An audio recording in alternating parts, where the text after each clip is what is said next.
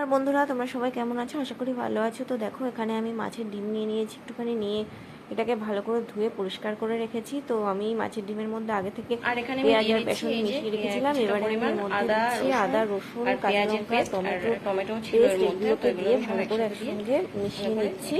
তো বন্ধুরা, এই দেখো ডিমগুলোকে আমি লাল লাল করে ভেজে নিয়েছি, সবকটা যতটা ডিম ছিল। আর এখানে আমি কেটে নিয়েছি আলু। বন্ধুরা, এখানে আমি ডিমগুলোকে লাল লাল করে বেশ সুন্দর লাগছে দেখতে। আর এখানে আমি একটা আলু ডুমো করে কেটে রেখেছিলাম। এবারে আমি আলুগুলোকে ভেজে নেবো লাল করে। এবারে দেখো আলুগুলো আমি লাল করে ভেজে নিয়েছি। এবারে আমি এগুলোকে নামিয়ে ভেজে নেবো। ও আর হ্যাঁ বন্ধুরা, তোমাদের সঙ্গে তো শেয়ার করা হয়নি এই রেসিপিটার নাম কি আমি দিয়েছি। রেসিপিটার নাম আমার আলু ভাজা হয়ে গেছে। এবার পরে আলুগুলোকে নামিয়ে নিয়েছি। এবারে আমি ফোড়নে দিয়ে দিচ্ছি গোটা জিরে,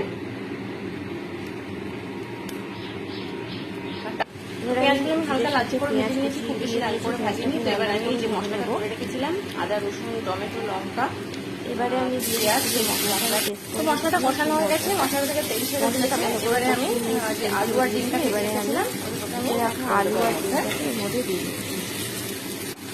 তো আমি এগুলোকে ভালো করে করে রেখেছি। এবার আমি জল দিয়ে দিলাম। জলটা আপনারা পছন্দ মতো বুঝে দেবেন, কারণ যেহেতু আমি বেশি দিচ্ছি না, কারণ এটা কিন্তু রস। এবারে আমি চাপা খুলে বন্ধুরা দেখো দেখতে হয়েছে। তো আমি একটুখানি ঝোল রেখেছি, খুব বেশি না।